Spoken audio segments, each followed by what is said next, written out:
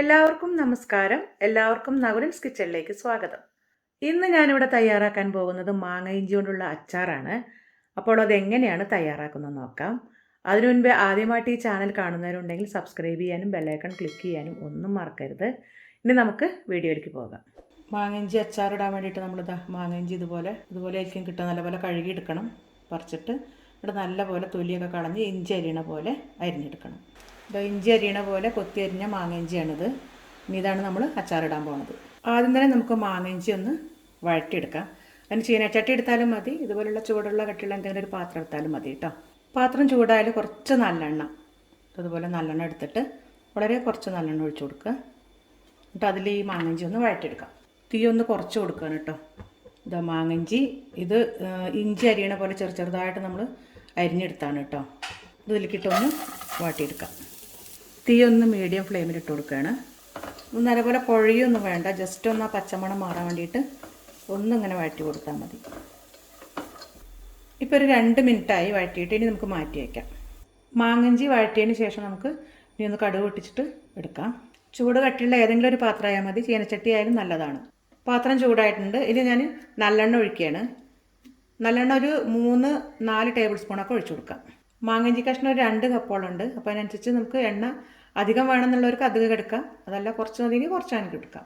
ഇപ്പോൾ നമ്മളുടെ എണ്ണ നല്ലപോലെ ചൂടായിട്ടുണ്ട്. ഇനി തീ ഒന്ന് കുറച്ച് കൊടുക്കാം. കുറച്ച് കടുക് ഇട്ട് കൊടുക്കാം.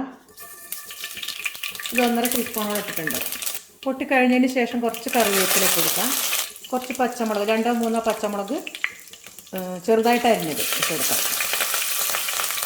ഒന്ന് വാടിക്കഴിഞ്ഞാൽ കുറച്ച് വെളുത്തുള്ളി ഇട്ട് കൊടുക്കാം. ഇത്രയുണ്ട്. വലിയ വെളുത്തുള്ളിയാണെങ്കിൽ ഒന്ന് നെടുക കീറി കൊടുക്കണം, അല്ലാത്തത് അങ്ങനെ ഇട്ടാൽ മതി. വെളുത്തുള്ളി എത്ര ഇട്ടാലും നല്ല ടേസ്റ്റാണ്. ഇതിലിപ്പോൾ ഞാനൊരു അരപ്പിടിയോളം ഇട്ടിട്ടുണ്ട്. തീ ഇപ്പോൾ സിമ്മിലാണ് കേട്ടോ കിടക്കുന്നത്. വെളുത്തുള്ളി നല്ലപോലെ പച്ചമണം മാറണം, ഒരു ഇളം ബ്രൗൺ കളറിലേക്ക് മാറണം. ഇളം ബ്രൗൺ നിറമായിട്ടുണ്ട്. ഇനി നമുക്ക് കുറച്ച് മഞ്ഞൾപ്പൊടി, ഒരു 1/4 ടീസ്പൂൺ ഇട്ട് കൊടുക്കാം. മുളക് പൊടി നിങ്ങളുടെ എരിവിനനുസരിച്ചിട്ട് കൊടുത്താൽ മതി. ഞാനിപ്പോൾ ഇവിടെ ഒരു 2 ടേബിൾ സ്പൂൺ നിറച്ചിട്ട് കൊടുക്കുന്നുണ്ട്. ഇനി എരിവില്ലാതെ തോന്നുകയാണെങ്കിൽ നമുക്ക് അവസാനം ഇട്ട് കൊടുക്കാം. ഇതിൻ്റെ പച്ചമണം ഒന്ന് മാറുന്നവരെ വഴറ്റി കൊടുക്കുക. തീ എപ്പോഴും സിമ്മിലായിരിക്കണത് വഴറ്റണ സമയത്ത്. അധികം കരിഞ്ഞു പോകാൻ തോന്നുകയാണെങ്കിൽ ഓഫ് ചെയ്തിടണം കേട്ടോ. ഇനി ഇതിലേക്ക് വേണ്ടത് ഇതുപോലെ ഒരു വലിയ ചെറുനാരങ്ങ വലുപ്പത്തിലുള്ള പുളി പിഴിഞ്ഞെടുത്ത വാളംപുളി പിഴിഞ്ഞെടുത്തതാണ്. ഇതിന് പകരം നമുക്ക് വിനാഗിരി അവസാനം ഉപയോഗിക്കാം, പക്ഷേ ഇങ്ങനെ ഒഴിച്ചാലും നല്ല ടേസ്റ്റാണ്. അപ്പോൾ ഇത് ഞാൻ ഒഴിച്ചു കൊടുക്കുകയാണ്.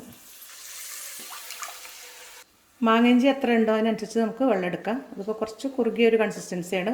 കുറച്ചും കൂടി വേണമെങ്കിൽ നീട്ടി കൊടുക്കണമെങ്കിൽ നീട്ടി കൊടുക്കാം. ഇനി ഇതിൽ ആവശ്യത്തിന് ഉപ്പിട്ട് കൊടുക്കാം. മാങ്ങഞ്ചി വഴറ്റിയപ്പോൾ ഞാൻ ഇതിൽ ഉപ്പിട്ട് കൊടുത്തില്ല കേട്ടോ.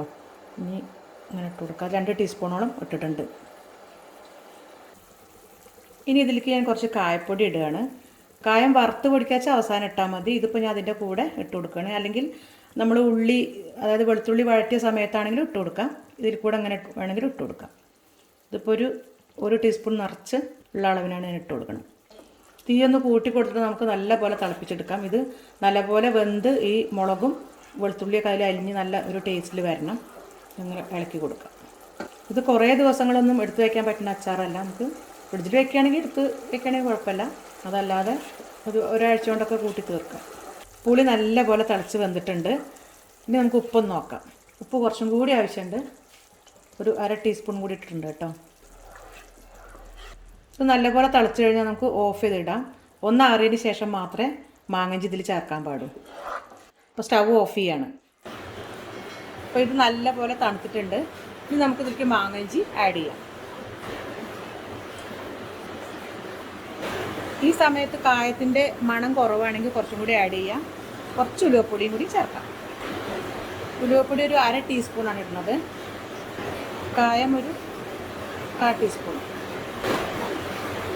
ഇനി ഇതിൻ്റെ സ്വാദ് ക്രമീകരിക്കാനായിട്ട് കുറച്ച് പഞ്ചസാര വേണമെങ്കിൽ ആഡ് ചെയ്യാം, 1 ടീസ്പൂൺ. പക്ഷേ ഞാനിപ്പോൾ ഇതിൽ ആഡ് ചെയ്യുന്നില്ല. ഇത് നല്ലപോലെ ഒരു എയർ ടൈറ്റുള്ള ഒരു കുപ്പിയിൽ നമുക്ക് എടുത്തേക്കാം. ഇപ്പോൾ നമ്മളുടെ അടിപൊളി മാങ്ങഞ്ചി അച്ചാർ റെഡി ആയിട്ടുണ്ട്. നിങ്ങളെല്ലാവരും വീട്ടിൽ ഇത് ട്രൈ ചെയ്ത് നോക്കണം. അപ്പോൾ നിങ്ങൾക്ക് ഈ വീഡിയോ ഇഷ്ടമായെങ്കിൽ ലൈക്ക് ചെയ്യാനും ഷെയർ ചെയ്യാനും കമൻറ്റ് ചെയ്യാനും ഒന്നും മറക്കരുത്.